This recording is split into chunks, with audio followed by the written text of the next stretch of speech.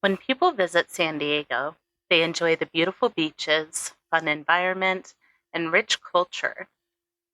But what most people don't realize is that located in the heart of San Diego is one of the most haunted houses in America. The dark history dates back almost 200 years and fuels the rumors of hauntings on the property. This is the haunted history of the Whaley House. I'm Ashton, and welcome to the Haunted Corner.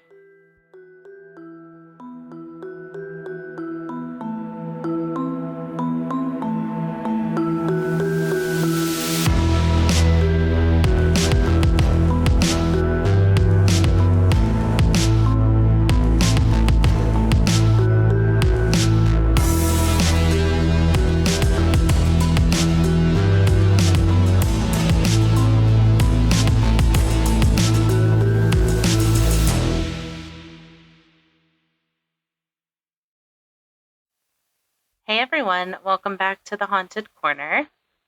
It's Thursday. I hope you all are having a great week so far. It's almost Friday, which means we're diving into another spooky location. Today we're talking about the Whaley House. If you are into the paranormal, then chances are you've heard of the Whaley House. It's pretty iconic. It's been featured on many of the paranormal investigation shows, including Ghost Adventures. So let's jump into it. The story begins before the house was built, with a man who was known as Yankee Jim Robinson. His first name was James, but people called him Yankee Jim. Jim was also known as a thief. He was said to have robbed and murdered miners and also stolen a boat along with two accomplices. And as punishment for his crimes, he was publicly executed on the property by hanging in 1852. James delivered a farewell speech to the people who came to watch, and he told the crowd that he was a good man and had given gold to the less fortunate. James Robinson was buried at El Campo Santo Cemetery, which is located a block from where he was executed. The fact that there was a public execution on the property wouldn't deter the future owner of the land, who was a man named Thomas Whaley. And he was actually present at the execution. Now, a little background on Thomas Whaley. He was born on October 5th, 1823 in New York City. He took over his father's business and left New York City in 1849. Thomas traveled to San Francisco during the gold rush and eventually to San Diego in 1851. A few years later, he traveled back to New York, where he married Anna Eloise Delaunay on August 14th, 1853. The couple then moved to San Diego in 1853. Thomas and Anna Whaley had 6 children.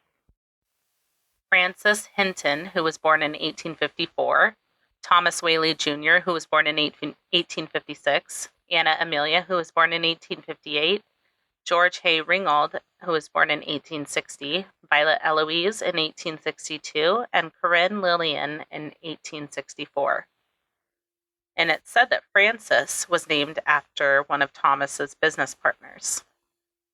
Well, the family needed a place to settle down and call home, so in 1855, Thomas purchased the plot of land. On May 6, 1856, he began construction on his new home and proclaimed, quote, "My new house, when completed, will be the handsomest, most comfortable, and convenient place in town or within 150 miles of here," end quote. According to the Whaley House website, quote, "The 2-story Greek Revival house was designed by Thomas Whaley and made from bricks created in Whaley's very own brickyard on Conn Street. Furnished with mahogany and rosewood furniture, Brussels carpets, and costing more than $10,000 upon completion, the Whaley House was overwhelmingly praised as the first of its kind and finest home in Southern California," end quote. And besides being the Whaley family house, it was also San Diego's first commercial theater, the second county courthouse, and a bilingual general store. I'll include pictures on the blog of the home, so you guys can check it out. For those who don't know, there is a blog post associated with each episode where I add photos and links to the sources used in the episode. So head over to the website and the link will be in the show notes. So pretty quickly after the family moved into the house, tragedy began to occur. The first death that occurred inside the house was Thomas and Anna's second-born son, Thomas Whaley Jr. He died in the upstairs bedroom at 18 months old from scarlet fever in January of 1858. Within a few months of Thomas Jr.'s death, a fire broke out in the Whaley's store and they made the decision to move to San Francisco. During the time they were living in San Francisco, Anna and Thomas had 3 more children, George, Violet, and Lily. In the summer of 1868, Thomas invested some of his new capital stock in merchandise and headed back to San Diego. Thomas fixed up the old Whaley House, and Anna and the rest of the family arrived back home to San Diego on December 12, 1868. Tragedy once again occurred in the home when the family moved back. In October of 1868, an upstairs family bedroom was converted into a theater after Thomas Whaley rented out the room to Tanner Troupe, a local theater troupe traveling through San Diego at the time. For the troupe's opening night performance, the small room accommodated a stage, a few benches, and 150 guests. Although it was mostly standing room only, and ladies had been advised not to wear their hoop skirts or petticoats that evening to allow for more room. Unfortunately, Tanner died only 17 days after opening night. On January 5th, 1882, Violet Eloise Whaley and Anna Amelia Whaley were both married in Old San Diego. Violet married George T. Bertolacci, and Anna Amelia wed her first cousin, John T. Whaley, son of Henry Hurst Whaley, inside the family home. It's different times, folks. Unfortunately for Violet, just shortly after the nuptials, her new husband revealed to her in a letter his a little bit sordid past. It turns out her husband was a con artist who only married Violet in hopes of securing some of the Whaley family fortunes when they got married. So when this didn't pan out, he took off, leaving Violet alone, and she was really distressed. She was suffering from melancholy, and she died by suicide by shooting herself in the chest with Thomas's .32 caliber gun on August 19th of 1885. She was only 22 years old, and she left behind a note which read, quote, "Mad from life's history, swift to death's mystery, glad to be hurled anywhere, anywhere out of this world," end quote. Corinne, her sister, was engaged at the time of her death, but her fiancé broke off the engagement due to the scandal that it raised. After these tragic events, Thomas Whaley built a single-story frame home for his family at 933 State Street in downtown San Diego, and the family moved into the new residence, leaving the Whaley House vacant for over 2 decades. In December of 1890, Thomas Whaley became ill and he died on December 14th at the State Street address. Anna Whaley died in Modesto, California on December 12th of 1905. While that was going on, the old Whaley House remained vacant and fell into disrepair. In late 1909, Francis Whaley undertook the restoration of the building and turned the home into a tourist attraction, where he posted signs promoting its history and entertained visitors with his guitar. Thomas Whaley's widow, Anna, and Corinne, Francis, and George all lived in the old Whaley House in 1912. On February 24th of 1913, Anna died at 80 years of age. A year later, Francis Whaley died on November 19th, 1914. George Whaley died on January 5th, 1928, and Corinne continued to live in the house until her death in 1953. This historic house opened as a museum on May 25th, 1960, managed by the San Diego Historical Shrine Foundation, which was a nonprofit. The Whaley House has been maintained by Save Our Heritage organization since 2000. And since 2007, a live-in caretaker has lived on the property to prevent theft and vandalism. You can now visit the home for a tour or even a spooky paranormal investigation. So, with all of the death in the house and within the family, it's no shock that this house is considered one of the most haunted houses in America. Before all of the tragedy occurred within the Whaley family, the Whaleys told the newspapers that they were experiencing a poltergeist that they believed was the ghost of James Yankee Jim Robinson. According to the family, the criminal made eerie noises, loud footsteps, and left disembodied footprints around the house, continually scaring Whaley family members throughout their lifetimes. Visitors have reported feeling as if their throats are constricting when they're walking through the area where James Robinson was allegedly hanged, which is where the music room is now located. During renovation of the home, workers and visitors began to notice strange and mysterious sounds, sights, smells, and even encounters. Lights will turn off and on without explanation, too, and there's frequently the presence of an odd mist that seems to linger throughout the hallways. At times, the music room's chandelier is said to swing back and forth on its own as well. Members of the Whaley family are also known to still linger around the property. Baby Thomas, who passed away from scarlet fever at a young age, is said to still visit from time to time. His cries and laughter alike have been heard in the hallways, and tiny footsteps have been also reported in the home. A young woman has been reported on several occasions on the second floor of the house. This spirit is widely believed to be that of Violet Whaley, who is still distraught over her broken marriage. She often locked herself in her room after her marriage ended, which accounts for her wanting to spend most of her time on the second floor.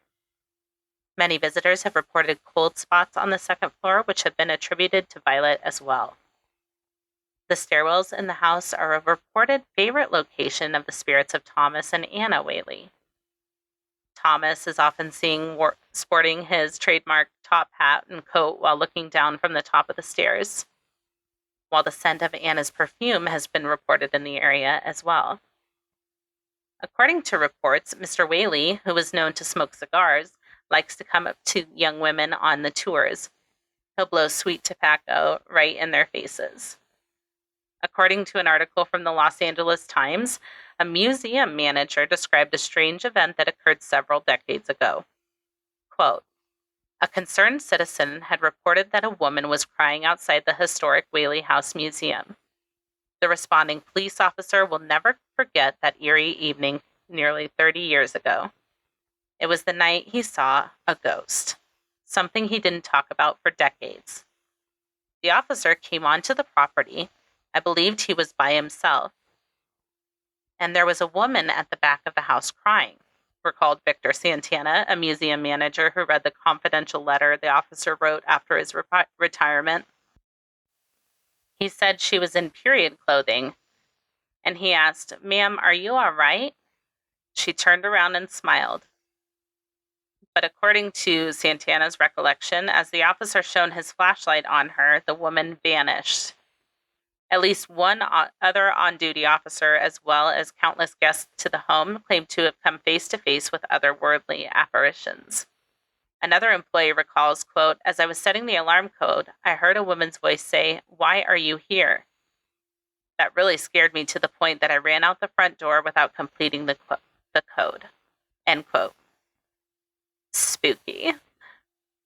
Something I found interesting as we wrap up, I found an article from last year that I want to share. As we remember, the Whaley House was once a county courthouse, and last year it held court once again. According to the Superior Court of California and the County of San Diego website, the article is titled, "Historic Whaley House to Hold Court for the First Time in 151 Years." This is an article from April 21st of 2022.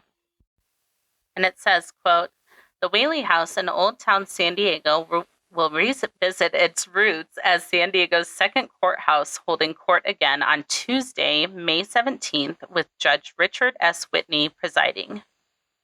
Old Town San Diego was the seat of government and justice in the late 1800s before moving to downtown San Diego, then called Newtown in 1872. In recognition and celebration of the Whaley House holding court from 1868 to 1871, this event extends the current San Diego Superior Court to include the Whaley House as a location for official court business for one day. The court session will begin at 9 o'clock a.m. with welcome remarks to recognize the significance of the one-room courthouse, the late pioneer judges, and the then landlords, the Whaley family. The official court calendar will follow with civil matters on the docket. As a working courthouse for the day, all general orders of the presiding department of the San Diego Superior Court and all local and state rules of the court will apply to the Whaley House. End quote. So I thought that was pretty cool. Those proceedings were open to the public, so if you went to it, definitely let me know because I want to know. And other than that, that's about all I got. I thought this was really cool. I love learning about the Whaley House. If you haven't watched the Ghost Adventures episode, they're always good, so check it out. There's lots of good paranormal investigation shows, and if you've been there for a tour or a paranormal investigation, let me know. Comment on our Instagram or Facebook post about the episode. The sources for today's episode will be listed on the blog post for the episode at www.thehauntedcorner.com. I will link to it in the show notes as well. Check out the other episodes of The Haunted Corner available now, wherever you listen to your favorite podcasts, with new episodes dropping every Monday and Thursday. If you're enjoying the podcast and would like to share your support, head on over to Patreon. You'll have access to all of the exclusive Patreon-only content, early and ad-free access to episodes, plus so much more. Head over to patreon.com/The Haunted Corner to join now. Follow us on social media at The Haunted Corner on Instagram, Facebook, YouTube, and TikTok. If you're enjoying the podcast, please be sure to tell a friend. If you have a case suggestion or a correction to share, please send it to thehauntedcorner@gmail.com or submit it through the website. Until next time, be kind and take care of yourselves, and we'll see you next week. Bye.